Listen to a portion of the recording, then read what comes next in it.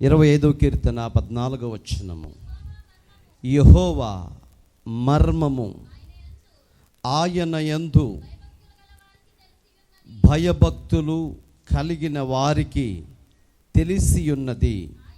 ఆయన తన నిబంధనను వారికి తెలియచేయును. ప్రియులారా, ఈ శ్రేష్టమైనటువంటి చక్కటి అవకాశాన్ని దేవాతి దేవుడు మనకు అనుగ్రహించినందుకు మొదట దేవునికి మహిమ కలుగునుగాక. భక్తుడి ద్వారా మనకి తెలియచేయబడుతున్నటువంటి మర్మమైనటువంటి సంగతుల గురించి మనం నేర్చుకుంటూ ఉన్నాం. ఇందులో రాయబడినటువంటి మాట 25వ కీర్తన 14వ వచనంలో శ్రేష్టమైనటువంటి మాట మనకి తెలియచేస్తున్నాడు. యెహోవా మర్మము అని రాయబడి ఉన్నది. యెహోవా మర్మము,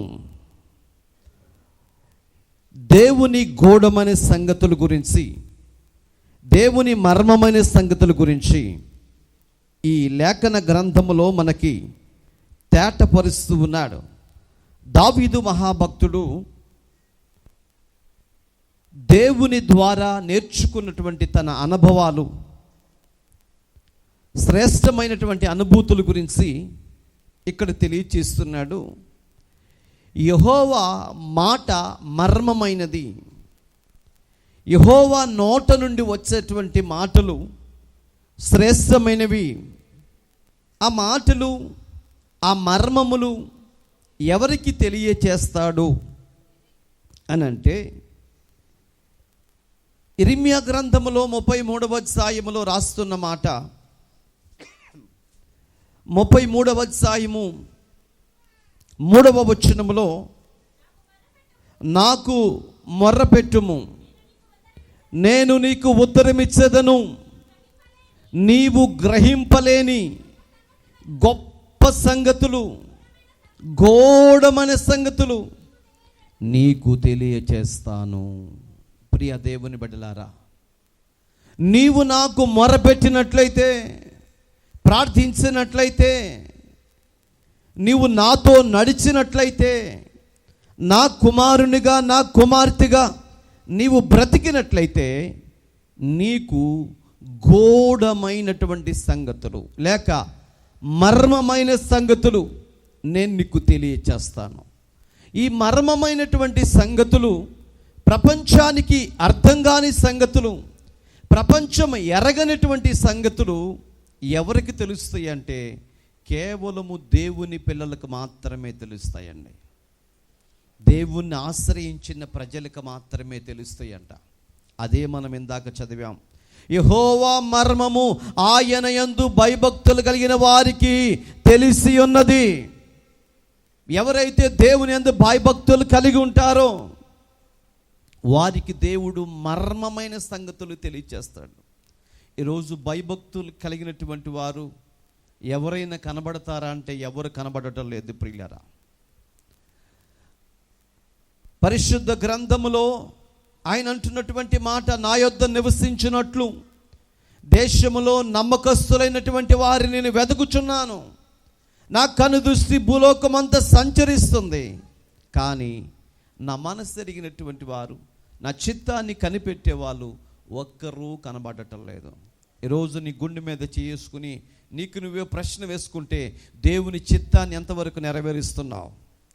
దేవుని ఆజ్ఞను ఎంతవరకు నెరవేరుస్తున్నావు? నీ పనులు నెరవేర్చుకుంటున్నావు, నీ ఆలోచనలు నెరవేర్చుకుంటున్నావు, నీ ఇష్టాన్ని నెరవేర్చుకుంటున్నావు, కానీ దేవుని చిత్తాన్ని ఎవరు నెరవేరుస్తున్నారు ప్రియులారా? ఈ భూలోకంలోకి నీకు మిగిలేది ఏంటి? ఈ భూలోకంలో పరుగులు తీసి సంపాదించుకుని, సమకూర్చుకుని, మేడలు మిద్దెలు కట్టుకుని చివరికి ఒంటరిగా ఈ లోకాన్ని విడిచిపెట్టి వెళ్ళవలసిందే. మరి నీతో పాటు వచ్చేదేంటి? నువ్వు పడిన కష్టమా?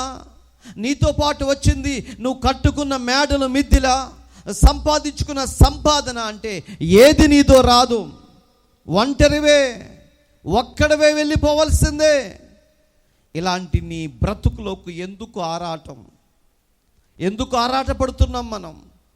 దేవుని కొరకు ఆరాటపడాలి, దేవుని పని కొరకు ఆరాటపడాలి, ప్రభు రాజ్య సువార్తను ప్రకటించడం కొరకు ప్రయాసపడాలి, దేవుని రాజ్యం కట్టడం కొరకు శ్రమైన, ఇరుకైన, ఇబ్బందైన, కష్టమైన మనం ఎదుర్కోవాలి ప్రియులారా.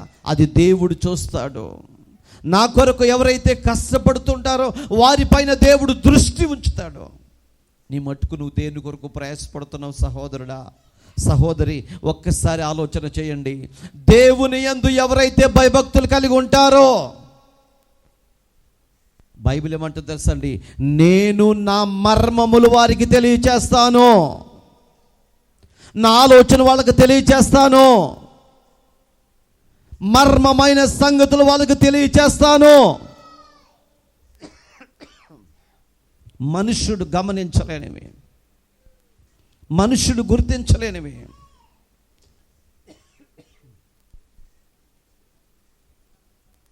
నేను తెలియచేస్తాను. ప్రియ దేవుని బిడ్డలారా, దేవుని యందు భయభక్తులు అనేది మనందరం అనుకుంటున్నాం. ఏమనంటే నేను దేవుని యందు భయం కలిగినటువంటి వ్యక్తిని అని. దేవుని యందు భయభక్తులు కలిగినటువంటి వ్యక్తులు మనం అనుకుంటున్నాం. దేవుని యందు భయభక్తులు కలిగిన వారి గురించి వ్రాయబడిన మాటలు ఏంటంటే, అతడు దీవారాత్రములు ధ్యానించువాడై ఉంటాడు, అతడు నీటి కాలవ ఒడ్డున నాటబడిన వాడై ఉంటాడు, పచ్చని చెట్టు వలె ఉంటాడు, అతడు చేయునదంతయు సఫలమగుతుంది, సఫలమరుగుతుంది, ఫలిస్తుంది. అది నువ్వు చేసింది ఏది ఫలించింది చెప్పండి ఒక్కసారి. ఎన్ని చేసావో, ఏది ఫలించింది, ఎందుకు ఫలించటం లేదు? ఎందుకు ఫలించట్లేదు తెలుసా? నీకు దేవుడంటే భయం లేదు కాబట్టి. నీకు దేవుడంటే భయం లేదు. భయం ఉన్న వాళ్ళు ఎట్లా ఉండరండి? భయం ఉన్నటువంటి వాడు, దేవుడంటే భయం ఉన్నటువంటి ప్రతి వ్యక్తి దేవుని కొరకు ప్రాణం ఇవ్వటకైనా పరుగులు తీస్తారు ప్రియులారా. దేవుని కొరకు ఏది చేయటానికైనా ఇష్టపడతారు. ప్రాణాన్ని లెక్క చేయరు, శ్రమను లెక్క చేయరు, బాధ్యతను గుర్తు చేసుకుంటారు. ఇది నా బాధ్యత, ఇది నా పని అని ప్రతి ఒక్కరు పరుగులు తీస్తూ ఉంటారు ప్రియులారా. భయభక్తులు అనేది అంత ప్రాముఖ్యమైంది. స్త్రీలకైనా పురుషులకైనా భయము లేని భక్తి వ్యర్థం. ఎన్ని సంవత్సరాలు భక్తి చేసినా దేవుని కార్యాలు చూడలేవు. దేవుని మర్మమైన సంగతి నీకు అర్థం కాదు. ఒట్టివాడిగానే ఉండిపోతావు. ఎప్పుడైతే భయభక్తులు కలిగి ఉంటావో, భయభక్తులు కలిగినటువంటి వ్యక్తుల గురించి చెప్తున్నాడు, నా మర్మమైన సంగతులు నేను వారికి తెలియచేస్తాను. ఎంతో ప్రాముఖ్యమైన జనం ఇశ్రాయేలు ప్రజలు. రాజులు ఉన్నారు, సైన్యం ఉన్నది. అంతమందికి దేవుడు తెలియచేయలేదండి. కొంతమందికి మాత్రమే మర్మమైన సంగతులు దేవుడు తెలియచేస్తూ వచ్చాడు. ఎంత కాలం నుంచి నువ్వు భక్తి చేస్తున్నావో, దేవుని మర్మములు ఎరిగినటువంటి వ్యక్తిగా నీవున్నావా? దేవుని సంగతులు తెలిసిన వ్యక్తిగా నీవున్నావా? భయభక్తులు కలిగిన వారికి మాత్రమే దేవుని మర్మములు తెలియచేస్తున్నాడు అంటూ ఆయన తన నిబంధనను వారికి తెలియచేస్తాడు. ఆయన ఏం చేయాలనుకుంటున్నాడో, ఆయన ఉద్దేశం ఏమైనదో, ఆయన సంకల్పం ఏమైనదో అవన్నీ కూడా 1 by 1 దేవునికి తెలియచేస్తాడు. నీ కుటుంబాన్ని చక్కపరచగలిగిన వాడు ఆయనే, నీ కుటుంబాన్ని నడిపించగలిగిన వాడు ఆయనే. అందుకనే దేవుని యందు భయభక్తులు కలిగి ఉండాలి ప్రియులారా. తర్వాత వాక్యమును మనం గమనించినట్లయితే మత్తయి సువార్త 13వ అధ్యాయము 11వ వచనములో వాక్యాన్ని చదువుకుందాం. మత్తయి సువార్త 13వ అధ్యాయము 11వ వచనం. పరలోక రాజ్య మర్మములు ఎరుగుట మీకు అనుగ్రహింపబడి ఉన్నది, కానీ వారికి రాలేదు. ఎవరికి వచ్చింది? ఎవరికి రాలేదు? భయభక్తులు కలిగినటువంటి వారికి దేవుని పరలోకపు మర్మముల గురించి, దేవుని రాజ్య మర్మముల గురించి తన పిల్లలకు దేవుడు తెలియపరుస్తూ ఉన్నాడు. భయభక్తులు లేనటువంటి వారికి తెలియటం లేదు. కాబట్టి మర్మములు తెలియటం లేదు కాబట్టి వారికి ఇష్టం వచ్చినట్లు వాళ్ళు భక్తి చేసుకుంటున్నారు. ఎవరికి నచ్చినట్లుగా వాళ్ళు భక్తి చేసుకుంటున్నారు. ఎవరి ఇష్ట ప్రకారం వాళ్ళు భక్తి చేసుకుంటున్నారు. ఈ భక్తి అనేది నీకు నచ్చినట్లుగా చేసేది భక్తి కాదు. ప్రజలకు నచ్చినట్లుగా చేసేది భక్తి కాదు. దేవునికి నచ్చినట్లు చేయాలి ప్రియులారా. దాన్ని దేవుని చిత్తమును నెరవేర్చటము అంటారు. దేవుని చిత్తమును నెరవేర్చే వ్యక్తిగానే బ్రతకాలి. దేవుని ఇష్టాన్ని నెరవేర్చే వ్యక్తిగా బ్రతకాలి. అలా కాకుండా భక్తి చేస్తున్నావేమో వ్యర్థమైపోతుంది. పరలోకపు రాజ్య మర్మములు దేవుడు ఎవరికి తెలియచేశాడు? పద్మస్తు దీపములో యోహానుకు దేవుడు తెలియచేశాడు. అక్కడికి తీసుకుని వెళ్ళాడు. ఆ నిత్య రాజ్యాన్ని గురించిన మర్మమైన సంగతులన్నీ ప్రకటన గ్రంథములో వ్రాయబడి ఉన్నాయి ప్రియులారా. ఇలా జరగబోతుంది, ఇలా జరగబోతుంది. ఇలా నేను భూమి మీదకి రాబోతున్నాను. సంఘం ఎత్తబడబోతుంది. విడువబడినటువంటి వారికి వచ్చే శ్రమలు ఇవే అని ఆ మర్మమైన సంగతులన్నీ కూడా దేవుడు తన భక్తులకు తెలియచేశాడు. ఆ భక్తులు ఎవరంటే ప్రాణాలను తెగించినటువంటి వారు. ప్రాణాలు లెక్క చేయలేదు. యేసు క్రీస్తు దేవుడని చాటి చెప్పినటువంటి వాళ్ళు, క్రీస్తు శిలువ భారమును మోసినటువంటి వారు, ప్రభు కొరకు నిశ్చయమైన సంకల్పము కలిగి దేవుని కొరకు బ్రతికినటువంటి వారండి. దేవునికి ఎవరు కావాలి? జనం కాదండి. దేవునికి ఎవరు కావాలి? సైన్యం కాదు. తండ్రి చిత్తాన్ని నెరవేర్చే వ్యక్తులు కావాలి. తండ్రి గుండె లోతుల్లో ఉన్న భారాన్ని పంచుకునే వాళ్ళు కావాలి. దేవునికి మహిమ కలుగును గాక. హల్లెలూయా. ఉదాహరణకి మనకు చాలామంది స్నేహితులు ఉంటారు. అన్ని సమయాల్లో వస్తారు. అన్ని సమయాల్లో వచ్చి మనకు సహాయపడుతూ ఉంటారు. వాళ్ళు కాదు స్నేహితులు అంటే.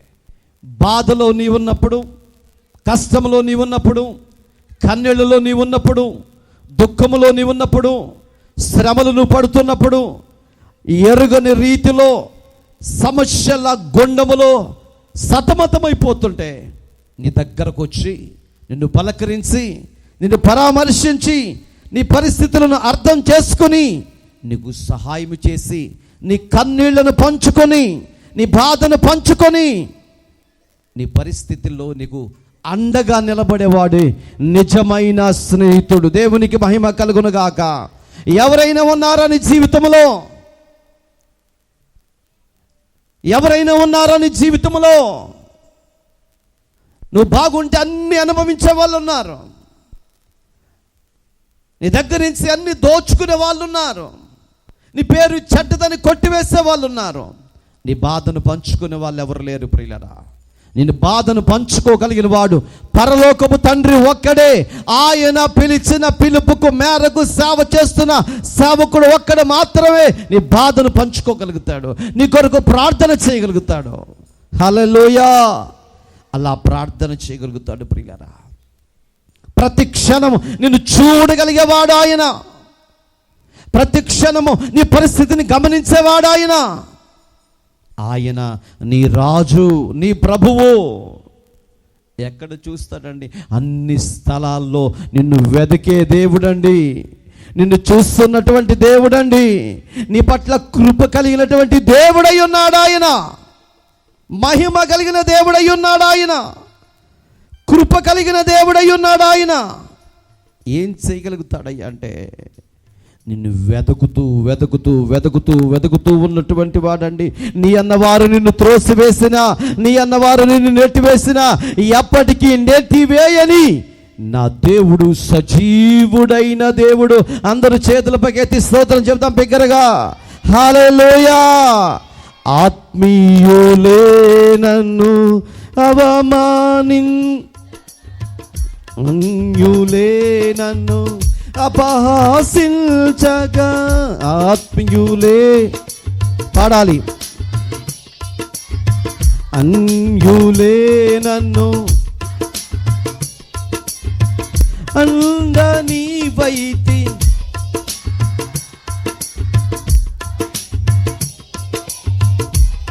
చప్పట్లో.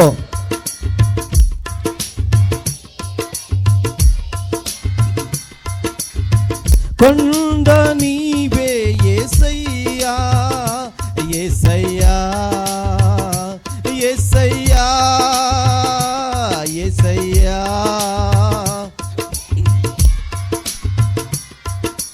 నిన్నే నిన్నే నీ కొలుతూనయ్యా, నీవే నీవేనా రాజువయ్యా.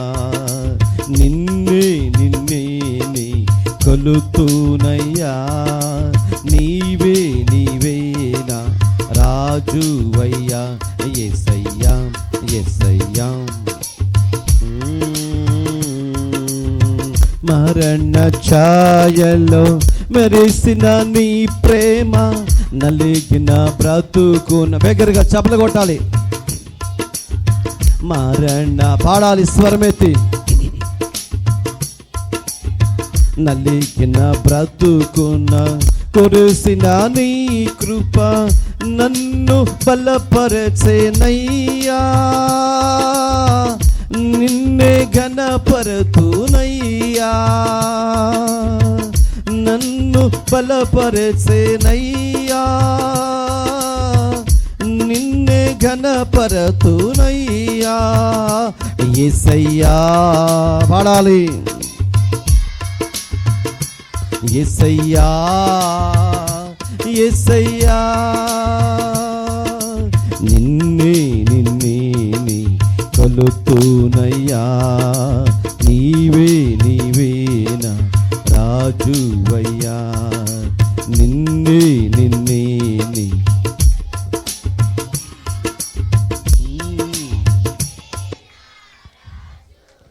పరలోకపు రాజ్య మర్మములు దేవుడు తెలియచేస్తాడు.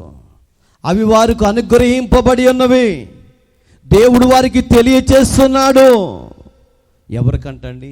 భయభక్తులు కలిగిన వారికి మాత్రమే. భయభక్తులు కలిగిన వారికి మాత్రమే. భయభక్తులు లేనటువంటి వారికి అవి తెలియపరచబడటం లేదు. అదే మాటలు రాస్తున్నాడు ప్రియులారా. దానియేలు గ్రంథము 2వ అధ్యాయము, దానియేలు గ్రంథము 2వ అధ్యాయం 22వ వచనములోకి వెళదాం.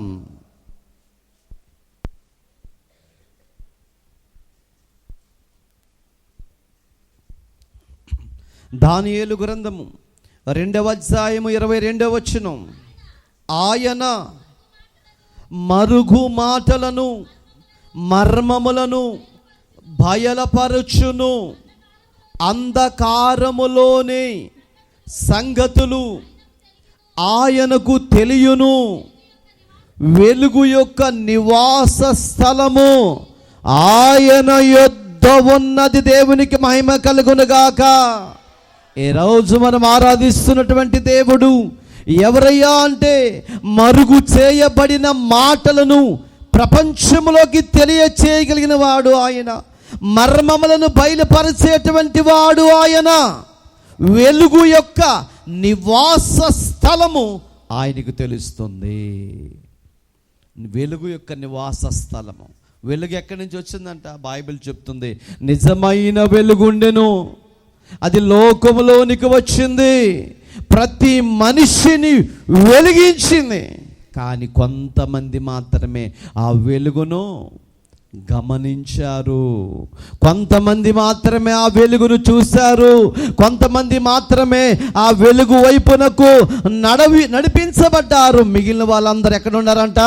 చీకటిలో, అగాధములో ఉండిపోయారు, పాపములో ఉండిపోయారు, శాపములో ఉండిపోయారు ప్రియులారా. కానీ బైబిల్ ఏమంటుందంటే, వెలుగునకు నివాస స్థలం ఉంది, అది దేవుడే. ఆయన దగ్గర నుంచి వెలుగు పంపబడి ఉన్నది. ఆయన ఎలాంటి వాడయ్యా అంటే, మరుగు చేయబడిన మాటలు, దాయబడిన మాటలు, ప్రపంచానికి అవసరమైన మాటలు, నీకు నాకు అవసరమైన మాటలు, అవి దేవుడు మనకు తెలియజేస్తాడండి. ఈరోజు మనకి ఏం తెలియాలండి? మర్మమైన సంగతులు తెలియాలి. అందరూ తెలుసుకున్న విషయాలు మనం తెలుసుకున్నాం అనుకోండి, ఏం ప్రత్యేకత ఉంటుంది? ఎవరికి తెలియనటువంటి సంగతులు మనం తెలియచేస్తేనే ప్రపంచంలో గొప్పలు అవుతాం. దేవునికి మహిమ కలుగును గాక. హల్లెలూయా. ఈరోజు మన కళ్ళ ముందు కనబడేవన్నీ చాలా ఉన్నాయండి. ఈ కళ్ళ ముందు కనబడే ప్రతి ఒక్కరు ఎవరో ఒకళ్ళు దాన్ని కనిపెట్టారు కాబట్టి వాళ్ళకి ఒకటి పేరు వస్తుంది, రెండవది అధికారం వస్తుంది.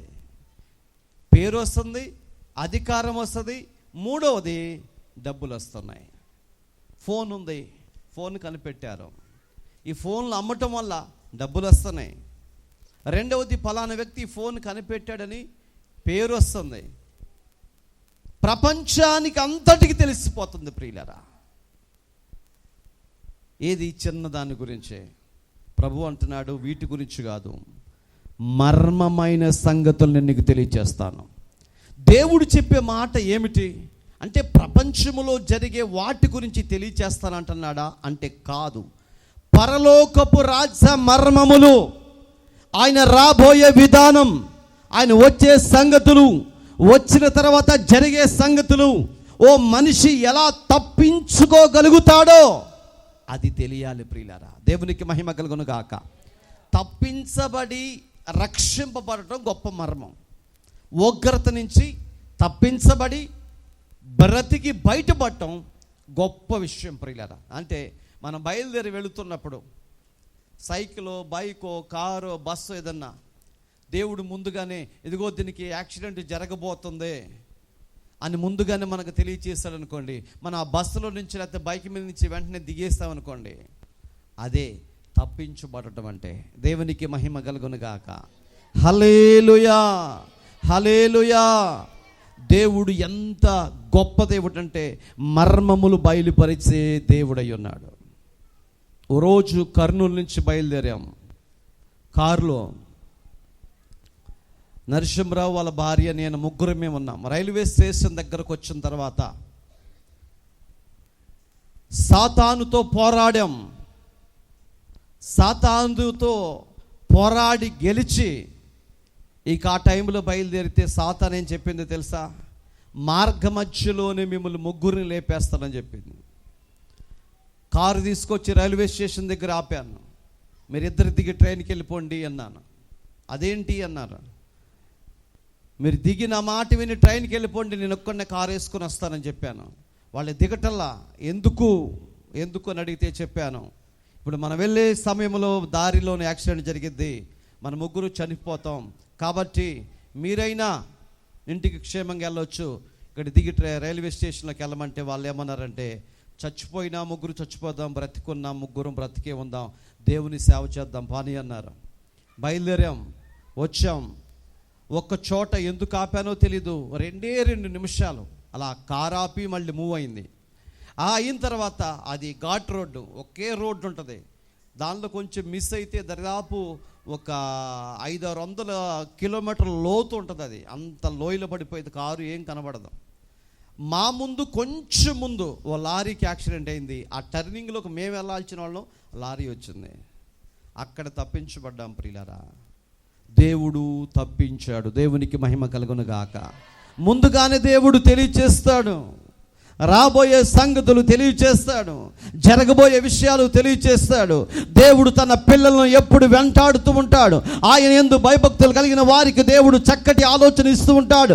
ఏది అవసరమో, ఎప్పుడు అవసరమో, ఎలా నడిపించాలో ఆయనకు తెలుసు. అదే మర్మమైన సంగతులు. ఆ సంగతులు దేవుడు తన యందు భయభక్తులు కలిగిన వారికి దేవుడు చెప్పి నడిపిస్తూ ఉంటాడు ప్రియులారా. హల్లెలూయా చెప్దాం ఒకసారి బిగ్గరగా. హల్లెలూయా, హల్లెలూయా. ఎంత గొప్ప దేవుడు అండి. ఆయన ఏమి దాటిస్తాడంటండి, ఏమి దాటించగలుగుతాడు? మనం నడుస్తున్న ప్రతి పరిస్థితిని దాటించగలిగినటువంటి వాడు ఆయన. ఎర్ర సముద్రాన్ని దాటించాడు కదండి. ఎర్ర సముద్రాన్ని దాటించిన మహనీయుడైనటువంటి దేవుడు. హల్లెలూయా.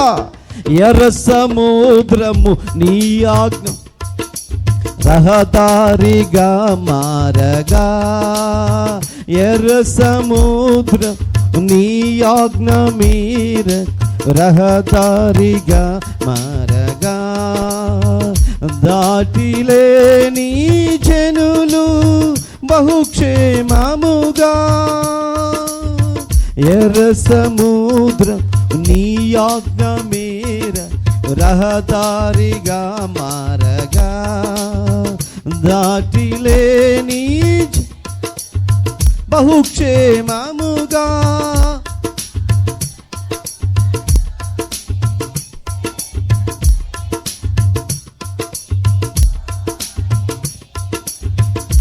ఆ జలములలోనే శత్రు సైన్యము,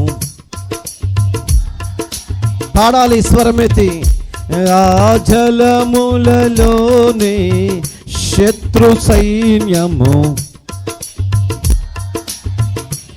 ఆ జలములలోనే శత్రు సైన్యము మునికి పోయనే. కృపా సత్య సంపూర్ణుడా సర్వలోకానికే చక్రవర్తివి.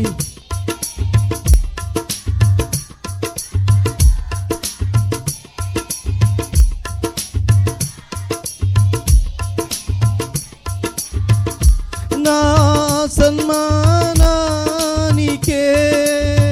మహనీయుడవు నీవేనయ్యా, మహనీయుడవు నీవేనయ్యా. మర్మములను బయలుపరిచే దేవుడు, మరుగైన సంగతులు తెలియచేసే దేవుడు, అనేకమైన సంగతులు తన పిల్లలకు దేవుడు తెలియచేస్తూ ఉంటాడు. ఇంకొక వచనాన్ని చదువుకుందాం ప్రియులారా. 19వ వచనాన్ని చదువుకుందాం. 2వ అధ్యాయము 19వ వచనం. దానియేలు గ్రంథం 2వ అధ్యాయము 19వ వచనము. అంతటా రాత్రి యందు దర్శనము చేత ఆ మర్మము దానియేలుకు బయలుపరచబడెను గనుక దానియేలు పరలోకమందున్న దేవునిని స్తుతించెను. దేవునికి మహిమ కలుగును గాక. దానియేలు ఎవరంటే తెలుసండి? దేవుని యందు భయభక్తులు కలిగిన వాడండి. దానియేలు ఎక్కడికి వచ్చాడు? బబులోను చెరలోకి వచ్చాడు. వాస్తవంగా అయితే దానియేలు దేవుని మీద పూర్తిగా రివర్స్గా మాట్లాడాలి. నేను చెరపట్టబడ్డాను, దేవుడు నన్ను కనికరించలేదు, దేవుని యందు భయము కలిగి భక్తి కలిగి నేను బ్రతుకుతున్నాను, దేవుడు నాకు సహాయం చేయలేదు, తీసుకొచ్చి బానిసత్వంలో కిరికిచ్చాడని చెప్పి రివర్స్గా మాట్లాడాలండి. కానీ దానియేలు అలా మాట్లాడలేదు. దేవా, ఇక్కడికి రావటం ఇది నీ చిత్తమే, దేవునికి మహిమ కలుగును గాక. మనకు సమస్య రావటము దేవుని చిత్తమేనేమో, మనకు ఇబ్బందులు కలగటము దేవుని చిత్తమేనేమో, మనము శ్రమ పడటం దేవుని చిత్తమేనేమో.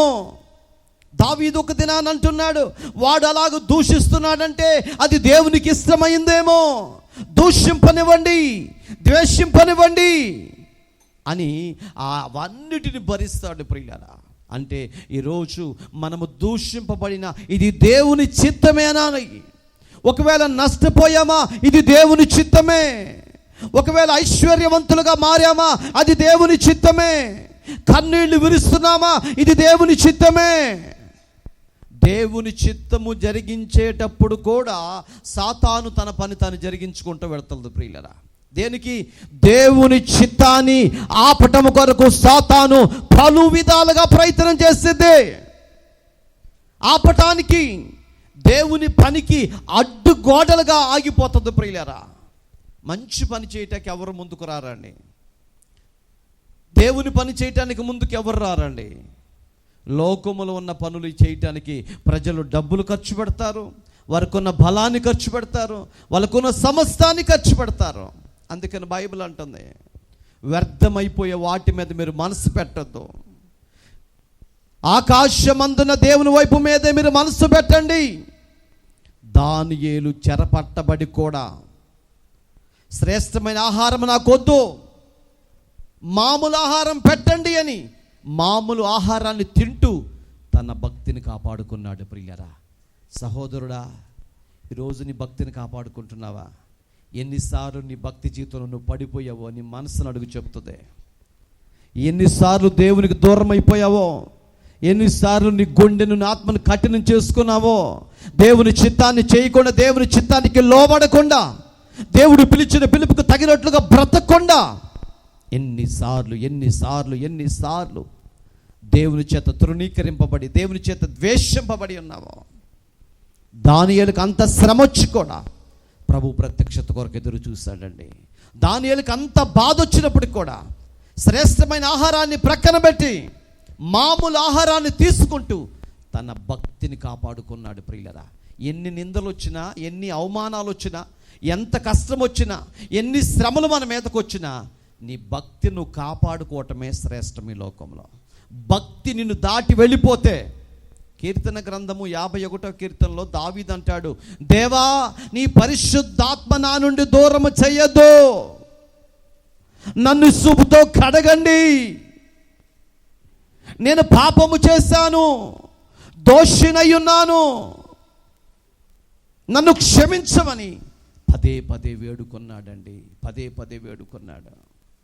నీతో వచ్చేది నీ భక్తే, నీతో వచ్చేది నీ పరిచర్యే, నిన్ను ఉన్నత శిఖరాలపైకి తీసుకెళ్లేది నీ పరిచర్యే. ఆ పరిచర్య చేయకుండా, ప్రభుకు లోబడకుండా ఒకవేళ నీవు నేను మనం ఉంటున్నామేమో, ఈ మధ్యాహ్న సమయంలో మన స్థితిని మార్చుకుందాం. దానియేలు, చెరసాలలోకి వచ్చిన దానియేలు, చెరపట్టబడిన దానియేలు ఎక్కడికి వచ్చాడో తెలుసండి? నిందల అవమానాల మధ్యకు వచ్చి తన భక్తి జీవితం విషయంలో మాత్రం ఎంత మాత్రం నెగ్లెక్ట్ చేయకుండా తన భక్తిని కాపాడుకున్నాడు. ప్రాణము పైకి వస్తున్న అలవాటు ప్రకారం వెళ్ళి యెరూషలేము కిటికీ తెరచి ప్రార్థన చేశాడండి. ప్రార్థన చేశాడు. దేవునికి మహిమ కలుగును గాక. ప్రార్థన చేశాడు అలవాటు ప్రకారం. ఆ ప్రార్థన దేవుడు చూశాడు, ఆ ప్రార్థన దేవుడు విన్నాడు. అతనిలో ఉన్న సమర్పణ చూశాడు, అతనిలో ఉన్న భక్తిని చూశాడు, అతనిలో ఉన్న దైవత్వాన్ని చూశాడు. ఈరోజు నీలో ఏం చూస్తాడు దేవుడు? ఏం చూస్తాడు? నీ ప్రజలను చూడొచ్చు. ఏమని? నీ ఆస్తినో, నీ అంతస్తునో, నీ అందాన్నో చూడొచ్చు. నీ అందం, నీ మందం దేవునికి పనికిరాదు. నీ శరీర సంబంధమైన సౌందర్యం పనికిరాదు. దేవునికి కావాల్సింది నీ అంతరంగం, దేవునికి కావాల్సింది నీ భక్తి, దేవునికి కావాల్సింది నీ సమర్పణ, దేవునికి కావాల్సింది ఏమిటయ్యా అంటే నీ జీవితంలో దేవునికి ఎంత సమయం ఇచ్చామన్నది కావాలి. ప్రైజ్ ది లార్డ్, హల్లెలూయా. వాక్యం వింటున్నటువంటి దేవుని ప్రజలారా, ఎంతవరకు నువ్వు భక్తి చేస్తున్నావో, ఎంతవరకు నీ భక్తి సార్థకం అవుతుందో ఈరోజు జ్ఞాపకం చేసుకోవలసిన వారమై ఉంటున్నావు. దానియేలు తన జీవితం అంతా ప్రభుకు దారపోసి, ప్రభు సన్నిధిలో ప్రార్థన చేసి, సిద్ధపడి అవమానాలు ఎదుర్కొన్నాడు. కాబట్టి ఇక్కడ బైబిల్లో ఒక చక్కటి మాట మనం చదువుతున్నాం. అంతటా రాత్రి అందు దర్శనము చేత ఆ మర్మము దానియేలుకు బయలుపరచబడింది. దేవునికి మహిమ కలుగును గాక. ఇంకెవరు అక్కడ లేరా? శాస్త్రులు ఉన్నారు, పరిచయులు ఉన్నారు, మాంత్రికులు ఉన్నారు, గారుడి విద్య చేసే వాళ్ళు ఉన్నారు, ఎంతోమంది ప్రముఖులు ఉన్నారండి. వాళ్ళందరికీ తెలియలేదు మర్మములు, వాళ్ళందరికీ తెలియపరచబడలేదు. తెలియపరచబడింది ఒకే ఒక వ్యక్తికండి. ఆ వ్యక్తి కూడా ఏం చేశాడో తెలుసా? ఆ రాత్రి ప్రభు దగ్గరికి వెళ్ళాడు, మోకరించాడు, దేవుని యందు భయముతో భక్తితో ప్రార్థన చేశాడు. ప్రియులారా, దేవునికి మహిమ కలుగును గాక. దానియేలు ప్రార్థన చేయకపోతే తెల్లవారు ఏం జరుగుతుంది?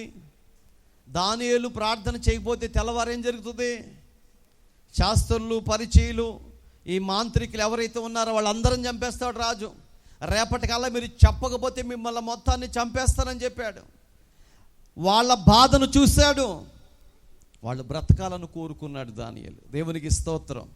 మరి మీ మనసు అండి, మనం బ్రతికితే చాలు, మన కడుపు నిండితే చాలు, మన అవసరత తీరితే చాలు అని మనం అనుకుంటాం. దానియేలు దేవుని భయం కలిగిన వాడు కాబట్టి, ప్రజల శ్రేయస్సు కోరుకున్నాడు కాబట్టి, వారి నిమిత్తమై దేవుని సన్నిధిలోకి వెళ్ళి ప్రార్థన చేయటం ప్రారంభించాడు.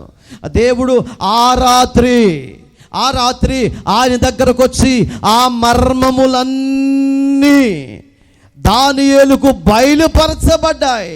అప్పుడంట దానియేలు పైకి లేచి దేవునిని స్తుతించాడు. దేవునికి మహిమ కలుగును గాక. దేవునిని మహిమపరిచాడండి, దేవునిని స్తుతించాడు, దేవుని ఘనపరిచాడు. ఆయన ఈరోజు దేవుని కనపరిచే వాళ్ళు ఎవరున్నారమ్మా? దేవుని మహిమ పరిచే వాళ్ళు ఎవరున్నారమ్మా? ఎవరు లేరు. దేవుని మహిమ పరిచే వాళ్ళు ఎవరు లేరు. దేవునికి లోబడే వాళ్ళు ఎవరు లేరు. ఆయన కనుదృష్టి నిన్ను వెతుకుతుంది. ఆయన నిన్ను చూస్తున్నాడు. నువ్వు మారతావని చూస్తున్నాడు. కానీ మార్పు లేదు. దేవునికి మహిమ కలుగును గాక. హల్లెలూయా. నీలో ఏం కనబడతలేదంట? మార్పు కనబడతలేదు. మార్పు కనబడటం లేదు ప్రియులారా. దేవుని వైపు తిరగాలన్న ఆలోచన కనబడటం లేదు. ఈరోజు దేవుడు నీలో ఒక గొప్ప మార్పును కోరుకుంటున్నాడు. బలమున్నంత కాలము, ధనమున్నంత కాలం, ఆస్తి ఉన్నంత కాలము నువ్వు దేవుని వైపు చూడలేకపోతున్నావేమో. ఒకరోజు ఇవన్నీ నిన్ను దాటి వెళ్ళిపోతాయి. ఒట్టివాడి అయిపోతావు. నీకు సహాయం చేసే వాళ్ళు ఎవరుండరో, నీతో మాట్లాడే వాళ్ళు ఎవరుండరో. ఒక పురుగును చూసినట్టుగా నిన్ను చూస్తారు. యోబు ఎంత ఆస్తిపరుడో తెలుసా? అలాంటి ఆస్తిపరుని భార్య పురుగు చూసినట్టు చూసింది. పనోళ్ళు సైతం పురుగును చూసినట్టు చూశారు. అంత గొప్పోడిని అలా చూస్తే నీ సంగతి ఏంటి, నా సంగతి ఏంటి? హల్లెలూయా. అంతా ఒట్టివారమే, మట్టివారమే. నాకు బలము ఉన్నంత వరకు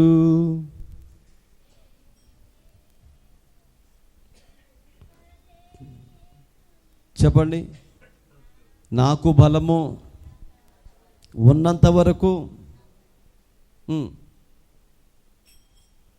నమ్మలేదు నా యేసుని. పాడదామా?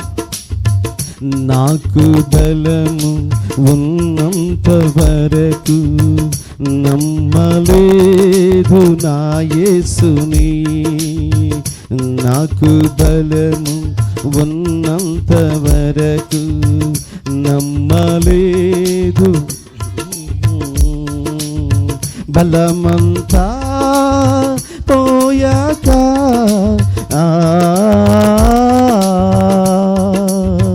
బలమంతా పోయాక బలమంతా పోయాక నమ్మాలని ఉంది నా యేసుని. నమ్మాలని ఉంది నా యేసుని. నమ్మాలని ఉంది నా యేసుని. నమ్మాలని ఉంది నా యేసుని. వినిపించుచున్నది కేకనాకు, కేకనాకు, కేకనాకు, కేకనాకు. హృదయారణ్యములో కృంగిన సమయము. చపలో హృదయారణ్యము. చపట్లు కొట్టు. కృంగిన సమయములో వినిపించుతున్నది కేకనాకు, ఒక కేకనాకు, కేకనాకు, ఒక కేకనాకు. నాకు కన్ను త్రోసి ఉన్నంత వరకు చదువలేదు నీ వాక్యం. పాడాలి. వెనక మళ్ళీ ఉన్న వాళ్ళు పాడాలి. దగ్గరగా చప్పట్లు కొట్టాలి.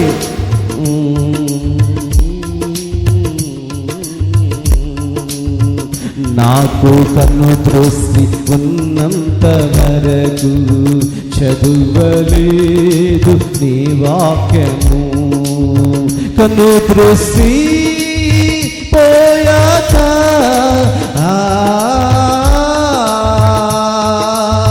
కన్ను త్రోసి పోయాక కన్ను త్రోసి పోయాక చదువాలని ఉంది నీ వాక్యము.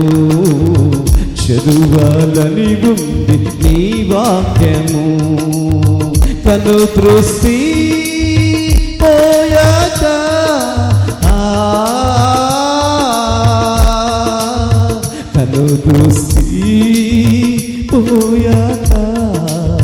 కను దృష్టి పోయాక చదువాలని ఉంది నీ వాక్యము, చదువాలని ఉంది నీ వాక్యము, చదువాలని ఉంది నీ వాక్యము,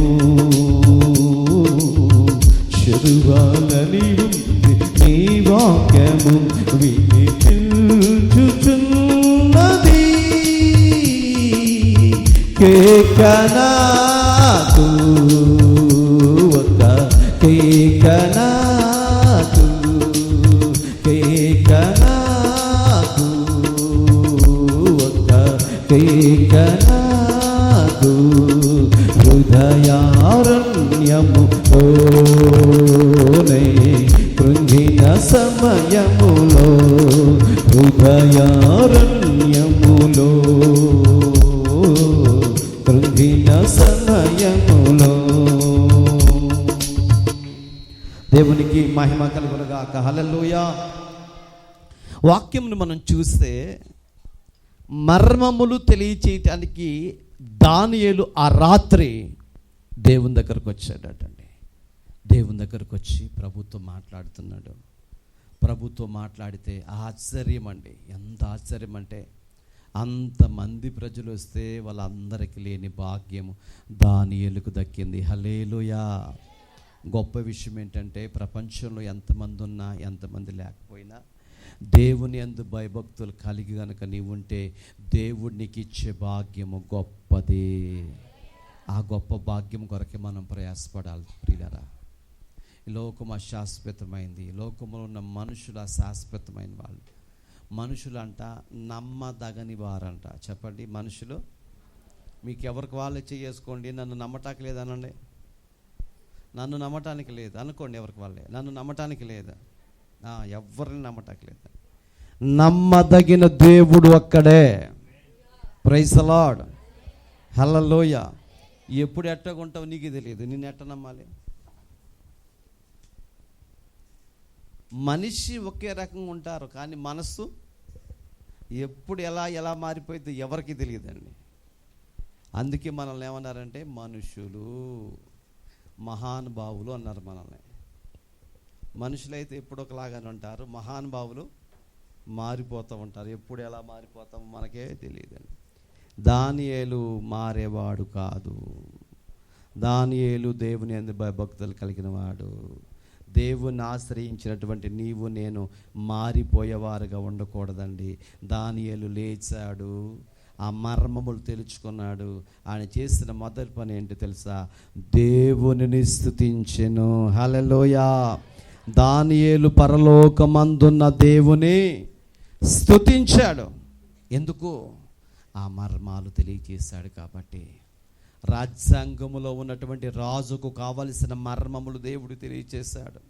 ఆ రాత్రి అంతా గలిబిలిగా గందరగోళముగా ఉన్న పరిస్థితులన్నిటికీ ఒక పరిష్కారం దొరికింది కాబట్టి ఎంత సంతోషం వచ్చిందో. నీ జీవితంలో ఒకవేళ గందరగోళాన్ని అనుభవిస్తున్నావేమో, నీ జీవితంలో నిజంగా బాధ అనుభవిస్తున్నావేమో, నిజంగా శ్రమ అనుభవిస్తున్నావేమో, నిజంగా నిందలు అనుభవిస్తున్నావేమో, నిజంగా రోగములు అనుభవిస్తున్నావేమో, నిజంగా ఆర్థిక సమస్యలు అనుభవిస్తున్నావేమో, ఇదిగో ప్రభు దగ్గరికి రా. ఎలా రావాలో తెలుసా అండి? భయభక్తులు కలిగి వస్తే దేవుడు నీ సమస్యను తీర్చగలడు. దేవుడు నీ పరిస్థితికి ఒక పరిష్కారం ఇవ్వగలిగిన వాడు. జవాబు ఆయనే, జవాబిచ్చేవాడు ఆయనే.